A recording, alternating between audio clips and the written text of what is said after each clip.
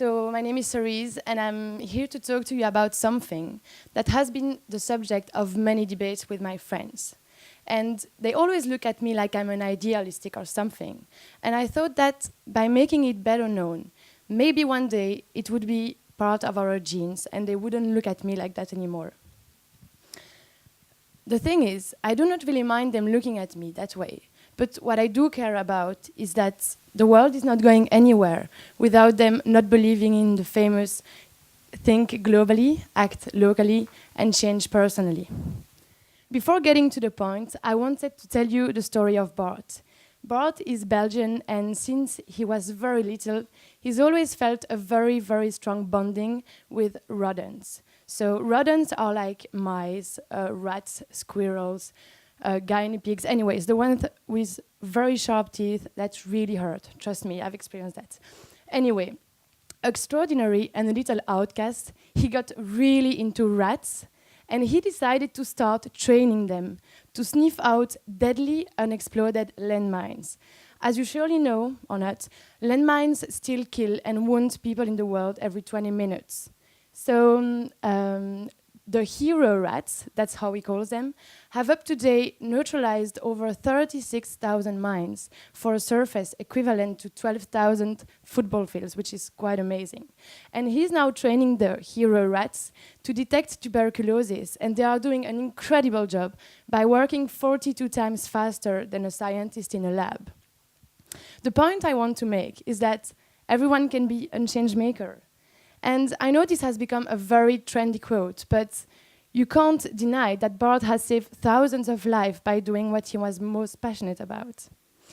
6 years ago, I came on an organization that supports people like Bart, geniuses who put their innate skills to the benefit of a sustainable, social, positive impact. So, what is Ashoka? How does it support social entrepreneurs? And above all, what is a social entrepreneur? First thing you need to know is that in our jargon, we call them a fellow. So a fellow is someone who identifies a social problem, for instance, landmines, but it can also have to do with environment, education, culture, human rights, poverty, health, and so on.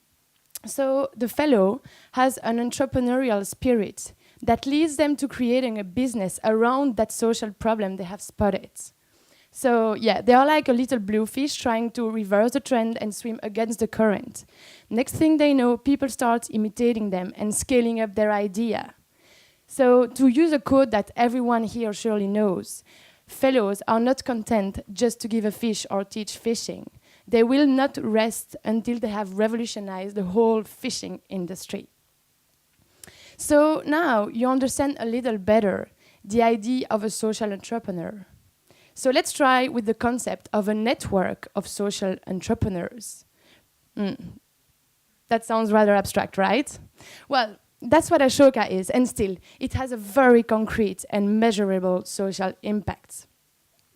Through its Ashoka support Ashoka puts together and connects thousands of people who really, really want to work for a better world, but who have understood that it's not possible alone.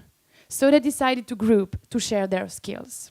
So through its Ashoka support network, which is another of our famous jargon words, to say that hundreds of successful businessmen are supporting Ashoka with their expertise, resources, and skills. So those Ashoka, yes, that's them, support network members are getting involved in our fellows project, and that's with the aim to reinforcing their social impact and businesses.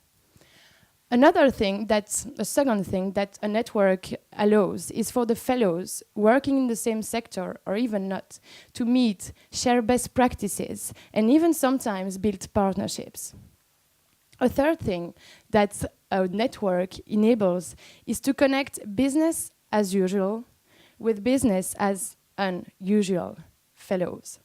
So we call it co-creation when two actors from, I would say, different worlds decide to mix their DNA and manage to create proper win-win situations. For instance, in Mexico, one of our fellows is working hand in hand with Danone. Huge Danone, you must be thinking, big multinational and everything. Well, I would have agreed with your disagreement a while ago, but now my vision's changed. Remember that blue fish a few slides ago? Well, Danone is now in the starting blocks, and it decided to follow that blue fish step by step, and you do have to start somewhere, don't you? Anyway, I could go on and on about the dozens of different actions and programs that Ashoka leads, but that's not exactly the point. The point of this presentation is for everyone in this room to understand that they are organizations that can help you fulfill your most secret social aspirations. And no matter if you are a banker, if you are a lawyer, if you are an artist, if you are a desperate housewife, you can also be a farmer, a taxi driver, even a go-go dancer, whatever. Let's all be blue fishes at our own pace. And Ashoka incites every one of you and every one of us to be the change we want to see in the world. And no matter your age, no matter your family, your background, your neighbors, no matter your money, no matter your taste, we can all be a change maker. And to start changing the world, we have to start changing our own first. And if opportunity doesn't knock, let's build our own door.